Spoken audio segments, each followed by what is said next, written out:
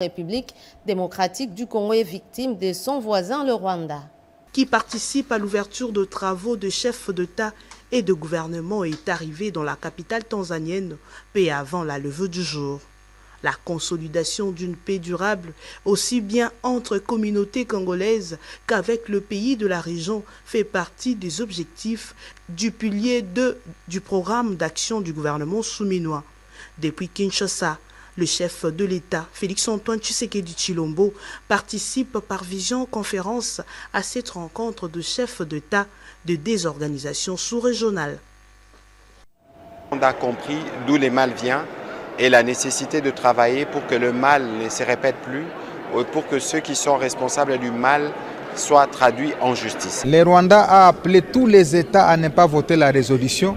Et vous savez, vous avez suivi que le président a insisté s'il y a un seul État qui peut lever les doigts pour ne pas voter la résolution, eh bien, il n'y avait aucun seul doigt d'un État qui s'est levé pour se ranger derrière le Rwanda. C'est tout simplement pour dire que l'isolement du Rwanda est en train de se confirmer ici dans les milieux internationaux.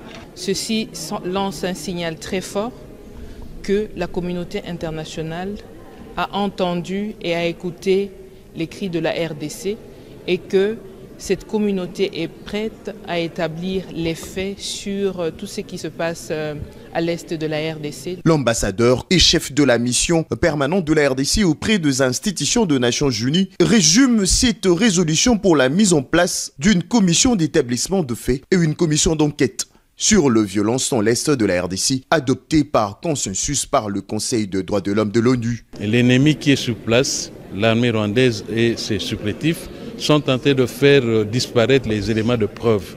Et avant que ces éléments de preuve ne puissent disparaître totalement, il fallait absolument trouver un mécanisme rapide à déployer sur place. Et c'est ainsi que nous avons demandé cette mission d'établissement de faits qui est facile à être déployée. Une lueur d'espoir qui s'y dessine pour les victimes de violences sexuelles qui peuvent enfin espérer à une justice. Avec cette résolution, on pourra ouvrir ce couloir humanitaire qui va nous permettre d'aller vite aider notre population, surtout ceux qui se font violer.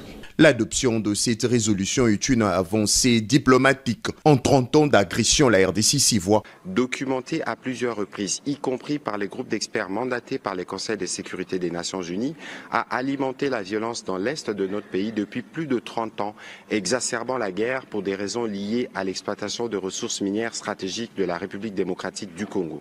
Un front diplomatique politique qui s'associe à un front médiatique pour exiger une série de sanctions contre le Rwanda. Au Conseil des droits de l'homme des Nations Unies à Genève, le porte-parole du gouvernement énumère les actes posés par le Rwanda en 4 jours d'agression dans la ville de Goma. Au moins 3000 personnes ont perdu la vie et plus de 3000 autres sont aujourd'hui blessées. Les attaques ciblant les civils, les déplacements forcés et les attaques contre les camps de personnes déplacées internes témoignent d'une brutalité inacceptable.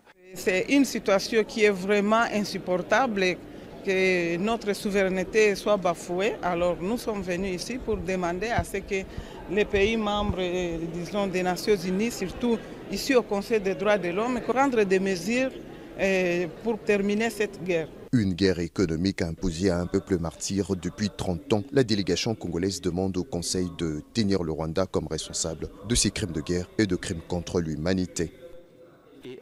Lynchage de journalistes, attaque 2 installations de la MONUSCO, enrôlement forcé de jeunes. Bintou Keïta de la MONUSCO déclare que le cessez-le-feu a permis le renforcement militaire de terroristes M23 dans le nord et sud Kivu. On veut l'établissement d'une commission indépendante pour établir les faits parce qu'il faut que la vérité soit dite. Quelle que soit cette vérité, il faut qu'elle soit dite une fois pour toutes pour que l'on puisse avancer à trouver une solution par rapport à toute la souffrance que vivent les populations à l'est de la RDC. Parmi les intervenants, le Burundi condamne l'inaction de l'ONU. Depuis 3 décennies, qui ne sait pas ce qui se passe dans l'est de la République démocratique du Congo. Certains d'entre nous n'ont-ils pas fait le choix de détourner le regard de la souffrance que vit la population congolaise? Pas un seul centimètre ne sera cédé. La RDC utilise tout le front pour mettre fin à cette aventure rwandaise de mauvais goût qui a coûté la vie à plus de 12 millions de Congolais. À l'appel du vice-gouverneur du Sud Kivu et député national Eli Defizi, maître Jean-Jacques Lacano, il s'agit pour les uns des Wazalendo, parmi lesquels On peut citer William Amour alias Yakotumba, Ngomanzito Bilonze Bishambuke, Kakobanya, Amani Mbakanya, Moutetezi, René Itongwa, et pour d'autres, des chefs coutumiers, des chefs de secteur et les acteurs de la société civile. Objectif de cette rencontre de haut niveau était de sensibiliser ces chefs de guerre à combattre aux côtés des FARDC afin de libérer l'Est du pays victime d'agression rwandaise. À l'issue de cette réunion, un communiqué final a été signé à l'unanimité. Notre pays ne sera une terre d'occupation ou de balkanisation. Nous nous rendons disponibles pour défendre l'intégrité de notre pays contre l'agression rwandaise jusqu'au sacrifice suprême. Nous nous rangeons derrière son Excellence Félix Antoine Tshisekedi Tshilombo, président de la République et chef de l'État. Avant cette rencontre, l'infatigable maître Jean-Jacques Elakano, vice-gouverneur du Sud Kivu, a parcouru village par village dans le territoire de Fizi jusqu'à Baraka, tenant des meetings populaires, des veilles patriotiques et sensibilisant les jeunes à s'enrôler dans l'armée pour défendre l'intégrité territoriale. Liwali Jean-Jacques Purusi ananiuliza hivi, batoto ya Fizi watakuya biko na bachunga batakuya? Jamani, muko tayari watoto wa Fizi? Miana biko tayari mpandisha mikono yulu. Cette initiative s'inscrit dans la continuité des meetings de veille patriotique et de soutien au FARDC et au Wazalendo, organisés par le gouverneur du Sud Kivu, le professeur Jean-Jacques Purusi Sadiki, avec le soutien du président de la République, Félix Antoine Tshisekedi. La patrie ou la mort, l'exemple de cette mobilisation de Fizi sous l'égide du vice-gouverneur, maître Jean-Jacques Elakano, devrait inciter les autorités de la région de Grand Lac de pacifier l'Est de la RDC. Imposée à la République démocratique du Congo et ses conséquences humanitaires constitue un véritable défi lancé à l'endroit des blocs régionaux et sous-régionaux. Réunis ce samedi à Dar es Salaam en Tanzanie, les dirigeants de la communauté des États de l'Afrique de l'Est, EAC, et ceux de la communauté de développement de l'Afrique australe, SADC, veulent jeter les bases d'une solution durable à cette situation créée par un des États membres contre un autre. De son bureau de la Cité de l'Union africaine à Kinshasa, le président de la République, Félix Antoine Tshisekedi Tshilombo, participe activement à ces débats.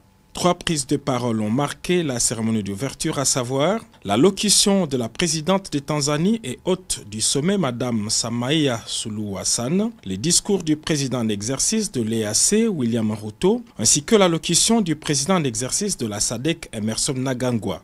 Dans son discours d'ouverture, la présidente Suluhu Hassan a appelé ses pairs de l'EAC et de la SADC à se surpasser afin de trouver une solution durable à la situation sécuritaire dans l'Est de la République démocratique du Congo. Je vous demande humblement à ce que nous puissions être unis dans nos efforts pour combattre cette violence et créer un environnement où la paix, la sécurité et le développement peuvent prévaloir. En ces quelques mots, je voudrais encore une fois vous souhaiter la bienvenue et je vous souhaite des débats fructueux à Saint-Essana.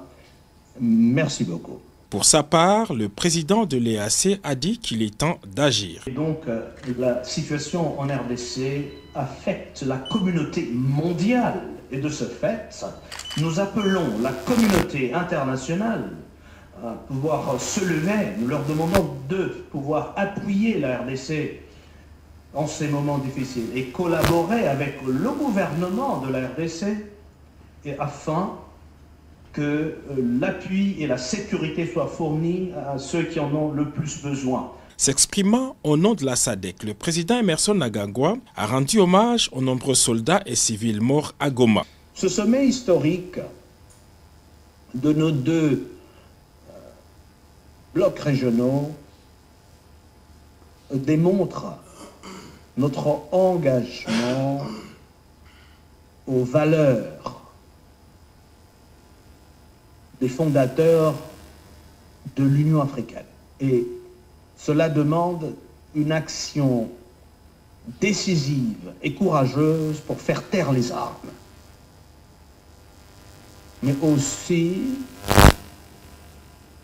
bien immédiatement, trouver des solutions durable. Le chef de l'État, Félix-Antoine Tshisekedi Tshilombo, va prendre la parole lors de discussions à huis clos pour présenter sa lecture de fait de la situation et par la même occasion faire valoir les attentes de la République démocratique du Congo à l'issue de ces assises. Il s'agit, outre d'un cessez-le-feu immédiat, la condamnation du Rwanda pour son invasion de la ville de Goma et autres localités congolaises qu'elle occupe illégalement, le retrait de ses troupes de RDF, la réouverture de l'aéroport pour faciliter l'acheminement de l'aide humanitaire et la restitution de la ville de Goma aux mains des autorités congolaises officielles. Le Congo dans sa dimension continentale reste et restera indivisible. La situation dans l'est du pays, espace occupé en partie par l'armée rwandaise, préoccupe au plus haut point le chef spirituel de l'église kimbangiste, son éminence Simon Kimbangu Tiangani. D'où ces séances de hauts dignitaires ecclésiastiques et un nombre important de forces vives autour du chef spirituel en Kamba, Nouvelle-Jérusalem, dans la province du Congo central. L'église kimbangiste exprime sa compassion tout émue pour les souffrances de tout le peuple congolais, principalement les populations meurtries de l'Est de la République démocratique du Congo. Depuis 1921, la République démocratique du Congo est un pays prophétique et de promesses une et indivisible. Papa Simon Kimbangu l'a ceinturé sur son chemin de la passion du Congo central au Katanga via Kinshasa, Équateur, la province orientale et le Grand Kivu en allant, et du Katanga au Congo central via le Grand Kasaï, le Bandundu et Kinshasa au retour en 1960. Exprime son soutien indéfectible et appuyé à l'endroit de son Excellence Félix-Antoine Tshisekedi Tshilombo, président de la République, soutient les vaillants soldats des forces armées de la République démocratique du Congo, ainsi que les patriotes Wazalendo qui défendent la patrie avec abnégation, persévérance et courage. Lié d'origine, l'une des missions accomplies avec brio par l'administration militaire sous le commandement du lieutenant-général Luboyanka Chamadjoni. En territoire d'Irumu, plusieurs ménages ont enfin regagné volontairement leurs entités à la suite de la stabilisation de la situation sécuritaire. À l'instar de Maman Solange, de nombreux déplacés sont errés de retrouver leur village où ils vont désormais reprendre leurs activités quotidiennes. Je remercie les autorités de nous avoir pris à charge avec les moyens de transport afin de nous ramener dans notre milieu d'origine. Merci beaucoup pour avoir fait le suivi des déplacés de Tchabi.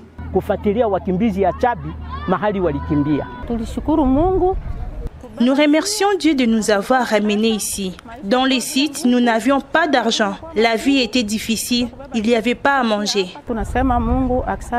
Le député provincial Eli d'Irumu, honorable Isaac Lembisabo, salue les efforts déployés dans la restauration de la paix et appelle la population de cette entité à renforcer la cohésion sociale pour une paix durable. Je vais seulement appeler la population de Banyal et Tchabi à l'unité. C'est vrai, à un moment, il y a eu des divisions, mais l'ère qui est où nous sommes maintenant, ce n'est pas l'ère à la division. Nous devons nous mettre ensemble et voir ce qui est devant nous, mettre nos forces ensemble et surtout la vigilance. Sur la même lancée, le président de la communauté Banyali Tchabi plaide pour le renforcement de mesures sécuritaires. Au niveau du commandant des opérations, qui est le gouverneur de la province, de renforcer les effectifs militaires FARDC pour leur déploiement au groupement Tondoli. Parce qu'il y a la population qui vit là-bas sans les militaires FARDC. L'unité, la cohésion et la redynamisation de relations civilo-militaires sont plus que jamais recommandées à la population de tous les coins de l'Ituri pour faire face aux ennemis de la République en cette période de la stabilisation de cette province, telle que voulue par les commandants suprêmes des forces armées et de la police nationale congolaise, Félix Tshisekedi Tshilombo. La toute première mission d'itinérance effectuée par le gouverneur du Haut-Touélé dans les territoires de Dungu est riche en retombées positives pour la population. Didier Baragoumé, notable, fils du coin et de surcroît son conseiller spécial et stratégique, salue la présence de Jean Bakomi Togambou, d'abord à Sambia, où il a réussi à ramener la paix après les tueries lors des affrontements entre les Andés et les Logos. Il a réconforté les victimes et leur apporté même de l'assistance humanitaire. Pour Didier Baragoumé, c'est la toute première fois qu'un gouverneur de province sillonne par route son territoire jusqu'à Dungu Centre, y rester pendant plusieurs jours, prendre langue avec toutes les couches sociales et visiter d'énormes sites stratégiques de Dungu afin d'envisager de nouvelles perspectives. C'est l'homme qui ne dort pas, qui n'aménage aucun effort, de pouvoir être très sensible des questions de Dungu. Comme il a une attention particulière pour le territoire de Dungu, il a voulu lui-même faire cette itinérance, de pouvoir palper de droit la réalité. Le chef de l'État, Félix-Antoine Tshisekedi, tout ce qu'il a promis dans son quinquennat ici, et qu'il est l'homme fidèle pour l'exécuter dans le territoire de Dungu. L'aigle de Dungu, comme on l'appelle affectueusement dans les coins, invite ses frères et sœurs à soutenir le gouverneur Jean Bakomi Togambou pour la matérialisation de la vision du chef de l'État, Félix-Antoine Tshisekedi Tshilombo, dans leur entité, surtout avec la réhabilitation de la route provinciale 426. L'installation officielle du comité provincial multisectoriel s'est tenue dans la salle de réunion du centre polyvalent de cadre de l'EPST. 75 participants ont pris part à ces assises, dont le chef de division, les ministres provinciaux, les acteurs de la société civile, les membres des ONG locaux, les administrateurs du territoire et le représentant des organismes des Nations Unies. À l'issue de cette activité, un comité de suivi a été mis en place. Le représentant de Pronanut a donné le dernier statistique de la malnutrition dans la province de l'Équateur. Environ un enfant sur 10 souffre de malnutrition aiguë sévère, soit